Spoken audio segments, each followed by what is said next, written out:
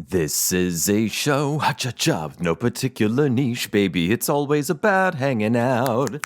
Maybe we'll laugh at some stuff, maybe we'll learn something new, but it's always about hanging out, me and you. Hi, hello, and welcome to That Thing with James, a podcast about nothing in particular. I'm your host, James, and today we're going to be learning. We're going to be on the learning end of something. We haven't had a learning episode in a while. Hell, we haven't had an episode in a while. Why may that be? It may be the same reason I may lose my voice in the middle of this episode because I'm getting over the flu. I got the flu 2 weeks ago, although by the time this episode comes out, it will have been 3 weeks. And hopefully by then, I'll feel a lot better. But according to forecast, it's going to be real fucking cold then. So I'm probably not going to be feeling that much better. But I do feel substantially better than I did. I got the flu. Everyone I know basically got the flu. Everyone's got the flu right now. I think some people might have the bird flu because their doctors can't even figure out what the hell they have. So, yeah, it's been going around. It has been going around. What hasn't been going around, though, is this episode. Well, this podcast, because I haven't done it in a while. Sorry about that. Also, video viewers, watchers, side note, audio listeners, this show's on YouTube. Just look up That Thing with James, and my channel will pop up, and you can hit subscribe and like and all that shit. But for those of you already watching this, no, I didn't get a haircut. I just have a really tight ponytail on right now to keep my hair out of my face because it's been getting in my face a lot, and dealing with hair in my face on top of very COVID-like symptoms annoyed me so much that I've been just keeping a tight ponytail the past few weeks. Well, 2 weeks by this point, at the time of this recording. Yeah, what else? Yeah, I've had the flu. It's been rough. But as I say in the opening to this show, it's a show about nothing in particular. This is never scripted, for better or for worse. It's never scripted. Hopefully, it's for the former rather than the latter. And I wasn't really sure what the hell to talk about today. So, I figured, well, what the hell? I'll touch on one of the articles my dad sent me. He fairly regularly sends me articles about science, usually, recent advances in science. And a lot of it has to do with like cosmology, astronomy, not astrology. There's a difference. Don't get it twisted.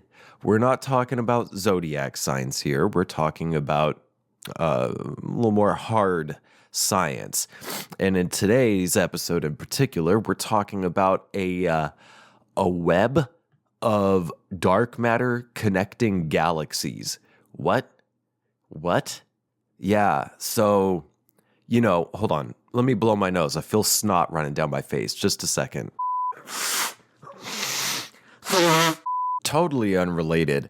Last night, I saw a video of an Ohio woman talking about these stories about, I guess, like the governor of Ohio has restricted access to Medicaid, Medicare. They have implemented a work requirement. And in particular, there is a woman deep into chemo treatment who is only able to afford said chemo treatments through the help of, I forget if it was Medicaid or Medicare, but one of the social benefits, social safety nets. They're deep into chemo. They've got, it's tearing them apart, as is the cancer. And now they discover that they're going to have to in order to keep receiving,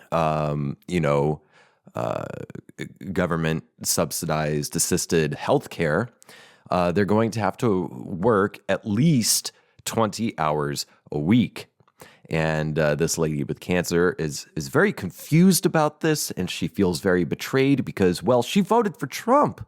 He was going to fix all this stuff. And this is just one of so many stories I've been hearing about these social benefits and safety nets being restricted, because it's a little more difficult to just outright shut them down altogether.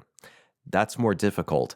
Plus the ilk, the fascist ilk, doesn't want to necessarily have, oh, I shut down Medicare attached to their name. So what they do instead is the age-old, they restrict it, they implement severely austere policies. That is the right word, severe, austere, right? They implement these severe policies that instead of outright shutting it down, they make it so restricted and so complicated that it is functionally basically impossible to receive those benefits and social safety nets.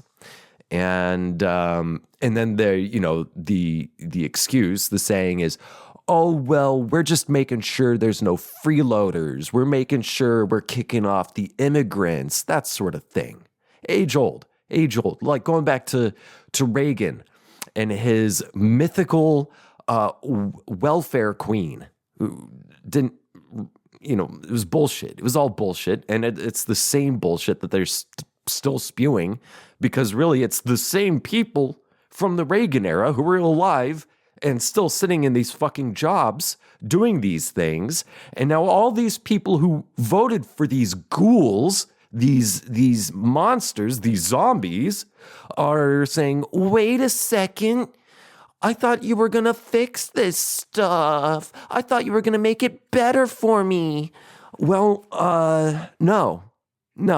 And the ghouls have been very upfront about what they intend to do, what they're about, why they're about it, and none of it's good. None of it's attractive. It's all ugly bullshit. And so people who voted for these monsters are like, some are having regrets, some are in denial. But at the end of the day, thanks. You did this. You fucked us all. Not going to write you out outright because we could use more people, having some like class consciousness here. We don't want to push away potential, comrades, right? And that's something a lot of the younger folk are having a hard time, putting together here, is like, yeah, you may not agree with this person on everything. Yeah, you may not have agreed with them in the past, but that doesn't mean they are that they're never going to be a comrade. Like you can flip these people, and now's a really good time to flip people to the comrade side. Just saying. So, few things there. Totally unrelated to today's topic, which is, dark matter and galaxy filament. One of, if not the largest, theorized, I don't know if it's, for a fact, found body of matter in the universe known thus far. FAFO, you did this. You got what you wanted. Congratulations. You fucked yourself and everyone else at the same time. Congratulations. Thank you. I hope you're happy. Okay. That's out of the way. I got that out of my system. Yeah. Talking about galaxy filaments today. Talking about dark matter. And a friend of mine in Shanghai was like, bro, that sounds too profound. And I replied to him, well, here's the fucking value of this show.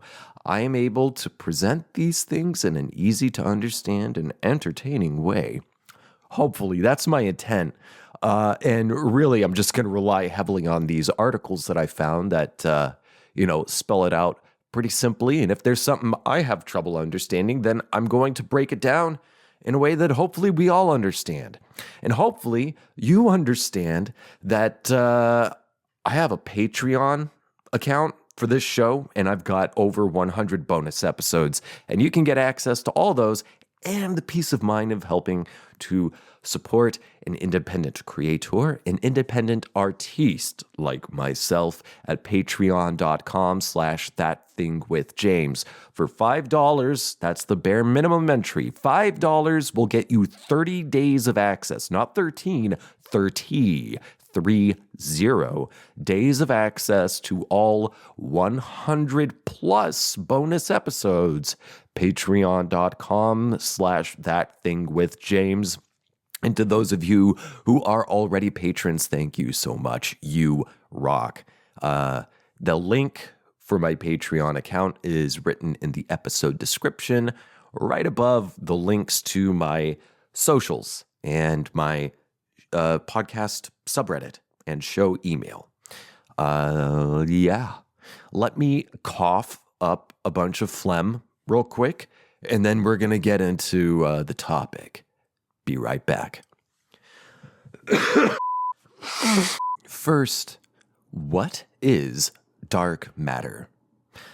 Dark matter is generally, subjects that a particular culture regard as taboo or just something kind of maybe depressing or it doesn't feel good to talk about it, like death and other taboo things. That would be dark matter. Dark subject matter. Dark matter in science is something completely different. And I'm going to lean on this article I found on. I've used this site before, and I still don't know if it's Live Science or Live Science. I think live sounds better. Livescience.com. This article was published 5 years ago, but dark matter has been postulated for much longer than 5 years. This article, however, came out September 22, 2020. What is dark matter? Peering into the dark by Adam Mann. Mann with 2 M's, like the fantastic director Michael Mann. Director of at least 2 of my favorite movies. Heat, of course, and then I think it's underrated. Maybe it's not underrated. I think it is underrated. And I mean, it's still regarded, but it's not regarded enough. Collateral with Tom Cruise. They've made him a silver fox in this. It's Tom Cruise and Jamie Foxx. It's a fantastic movie. Collateral. It's a great movie. Not talked about enough, in my opinion. Imho. But what does get talked about a lot within certain circles is dark matter. What the fuck is it? Let's read. Dark matter is a mysterious, non-luminous substance making up the vast majority of matter in the universe. Though experts have observed the gravitational effects of dark matter for decades, scientists remain baffled as to its true nature. Now, before we get into it, gravity exists. We actually have hard evidence of this now. It's not just a theory. We know gravity exists, unless I'm mistaken. And the density, not the weight, but how dense a celestial body is, dictates how much gravitational force it has. Maybe you've seen videos before of how gravity works, where someone stretches out like a sheet of spandex or something, and they put a bowling ball in the middle, and the spandex really dips down under the weight or the mass of the bowling ball. And then they will get something like a tennis ball or a ping pong ball, and they'll send it. They'll send it along, and it'll go around the funnel created by the mass of the bowling ball, and eventually the lighter mass ball will roll around and around and go down the funnel until it, hits the larger mass object, the bowling ball. That's a really simple 2D version of how gravity works, except gravity is 3D, although actually it's more like kind of like 4D because it also involves time, but we're not going to get into that. That's more complicated. So the big objects, the really heavy mass objects, will cause smaller mass objects to orbit around them. For example, the sun. Yes, the sun up in the sky.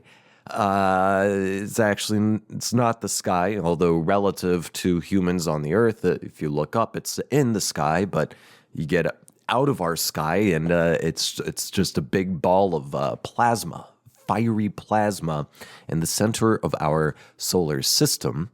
And it's really dense. It's got a lot of mass, and Earth and the other planets in our system orbit around its greater mass, okay? And so astronomers, cosmologists are able to look through telescopes and look at other astral bodies, planets and stars far, far away, and they can see they have a certain wobble. And they can see they will wobble in a certain direction, at a certain tilt, at a certain speed. And that wobble informs scientists of mass, and then there's something else affecting the gravitational pull of that mass on something else. And that way they're able to figure out, so this place must have like this many planets, and those planets must be this kind of mass. Lots of math goes into this, okay? But what if one of those things you see out way far out in space, what if it's wobbling around in a way that informs that there is something pulling on it? There is a gravitational force pulling on it, but we cannot for the life of us figure out what's pulling on it. We can't see it. We can't work it out mathematically. It's not visible. There enters the idea that is dark matter. So, who discovered dark matter? In the late, that was my breakdown. Let's read this. In the late 19th century, that would be the 1800s, astronomers began speculating about unseen material, either dim stars or gas and dust scattered throughout the universe. Researchers had even begun to estimate its mass, according to a 2018 review in the journal Review of Modern Physics. Most thought this mysterious substance was a minor component of the total mass in the cosmos. It wasn't until 1933 that Swiss-American astronomer, and I love this guy's name, I've read about him before in one of my favorite books, A Short History of Nearly Everything by Bill Bryson. Astronomer Fritz Zwicky noticed that distant galaxies were spinning around one another much faster than should be possible given their visible matter seen in telescopes. Like I was telling you, the wobble. Something should be affecting this wobble. We should be able to see what's affecting this wobble, but we don't see anything. So why is it wobbling in this way? Quote, if this would be confirmed, we would get the surprising result that dark matter is present in much greater amount than luminous matter, he wrote in a published paper in the journal Helvetica Physica Acta that year. I wonder if they published in Helvetica font. Yeah, it's a little writer joke there. And you know what? It wasn't even funny. If you laughed, you're broken. You're a broken person. Let's keep reading. But many in the field remained skeptical of Zwicky's results until the 1970s, when astronomers Kent Ford and Vera Rubin made detailed studies of stars in the outer regions of the neighboring Andromeda galaxy. These stars were orbiting the galactic core far too quickly, almost as if some invisible material was gravitationally tugging on them and pushing them along. An observation scientists soon noticed in galaxies all over the universe. What's with the weird wobble, Jack? Researchers had no idea what this unseen mass consisted of, with some astronomers speculating that dark matter was made up of small black holes or other compact objects that gave off too little light to show up in the telescopes. The results got even stranger in the 1990s when a space telescope called the Wilkinson Microwave Anisotropy Probe, or the WMAP, showed that this dark matter outweighed ordinary visible matter by 5 to 1, according to NASA. So, dark matter, we can't see it because it's not made of light, it's made of something else, and it is much more dense than the regular light stuff that we can see. Why dark matter remains a mystery. Telescope surveys were never able to find enough small, compact objects to account for this enormous profusion of material. Most modern-day astronomers think dark matter likely consists of subatomic particles with properties that are rather different from more familiar protons and neutrons. The reigning candidate for dark matter is called a weakly, as in not strong, but weak, W-E-A-K, weakly interacting massive particle, or WIMP. These fucking nerds, I love it. They always come up with the weirdest stuff. The silliest little... Oh God, I kicked something over. They come up with the silliest little names. These little weak things, they're calling them WIMPs. Weakly interacting massive particle, or WIMP. These speculative entities are not found in the standard model of particle physics, which describes almost all the particles and forces.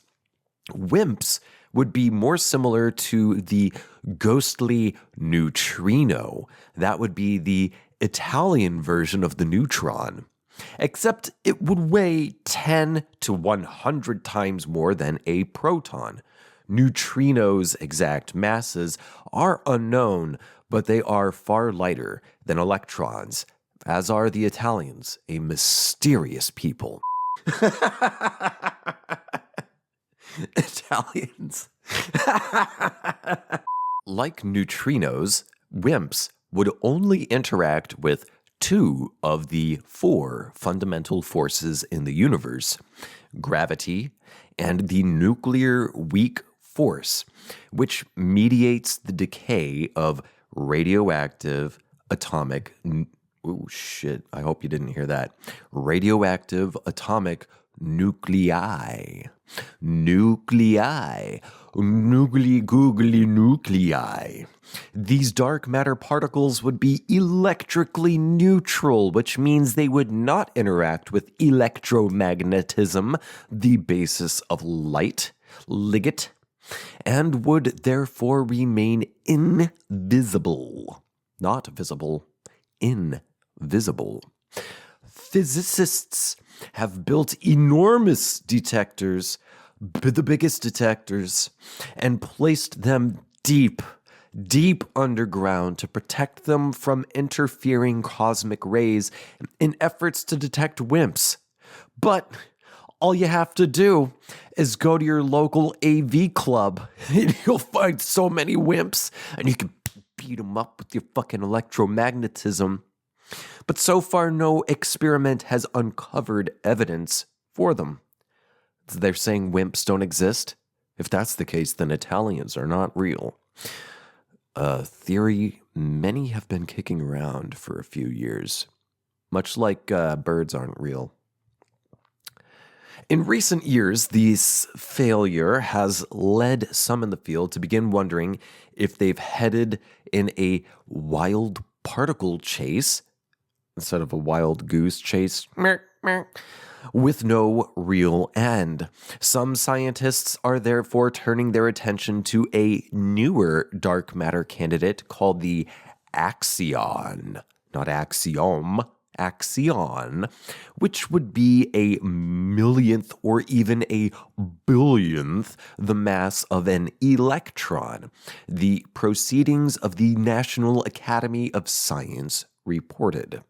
These hypothetical particles are particularly attractive to researchers because they could also solve another outstanding problem in physics, potentially interacting with neutrons to explain why they can feel magnetic fields but not electric ones. In June 2020, joint members of Xenon 1T, these fucking nerds, dude, experiment based at the Gran Sasso National Laboratory in Italy. Oh, shit. Don't tell me. Are there neutrinos there? Did they detect them? Were they with the WIMPs? A detector... a detector originally built to try capturing WIMPs announced that they had found a small but unexpected signal that could be explained by the presence of axions. The results shocked the scientific community. This discovery shocked the scientific community, but they have yet to be confirmed by other experiments. Is dark matter even real? I don't know. I'm not even going to finish reading this article because I've got another one to read. I'm going to blow my nose again, and we'll get into it. Beep.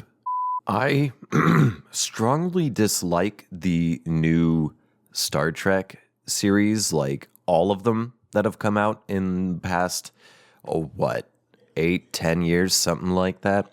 I don't like them. Hopefully you don't hear that coughing in the background. Like I said, we're all sick here. I don't enjoy them. They've been dumbed down. They've strayed from the intellectual essence, the philosophical core of older Star Trek series. And I don't like that. But there was one thing, I think in the first season of Star Trek Discovery, I think there is a character who is named Stamets on the ship, named after Paul Stamets, who's a real person that's alive right now, last I heard. And he studies mushrooms a lot. And mushrooms have these wild networks, underground networks called mycelium, that are basically mushroom roots. And they're all over. They are all over. They're all under the ground. They spread across everything. You are probably standing maybe a few feet, maybe several more above a web of mycelium. And in this, the one thing I enjoyed in the Star Trek Discovery, I think they were named Stamets, maybe, or maybe they were like referring to like a Stamets principle or something. I forget which. They were saying that space has something like a mycelium web root network, and that we can travel really fast as if it were like a wormhole along that web. I believe that's what happened in the episode. Also, fun fact, if you juxtapose an image of mycelial network and the network of brain cells, they look just alike. It's kind of hard to tell which is which. Pretty fucking wild. I'm going to go out on a limb here and say I think maybe mycelium works exactly the same as our brain. I think there's a lot of really trippy stuff going on. And that's not something scary. It's not something too stonery. It's the nature of nature. Okay? But this interstellar web, this cosmic web, is based on a real theory, perhaps a discovery that's been around for a while now. And recently, scientists got an actual picture of it, because up till now, we've only had like computer models assisted by a smart slime, much like the one that the Tokyo train system is built on. That's a totally different subject, but let's just dive in here. This was published, again, we're on livescience.com. Scientists share groundbreaking image of the cosmic web connecting two galaxies near the dawn of time by Srijaya Karantha, published February 13th, 2025. Hey, that's 3 days before me recording this at this moment on February 16th. After hundreds of hours of observation, researchers captured a highly detailed image of a long filament of quote-unquote cosmic web connecting two galaxies. The discovery opens new windows for understanding how structures form and evolve in the universe. Let's dive in. On a large scale, the universe is like a complex spider web full of cosmic filaments of gas, dust, and dark matter, separated by large voids. Now, in a remarkable new image, researchers captured one of these cosmic filaments connecting two galaxies from when the universe was just 2 billion years old. It's the most detailed image of an ancient strand of cosmic web ever taken. Cosmic filaments stretch across millions of light years and form what's known as the cosmic web. Galaxies are strung together to form large filaments, almost like a galaxy is a fly in a spider's web. And at their intersections are galaxy clusters, the densest regions of the web. These filaments funnel gas into galaxies, thereby helping them grow. Sounds very similar to the way mycelium works.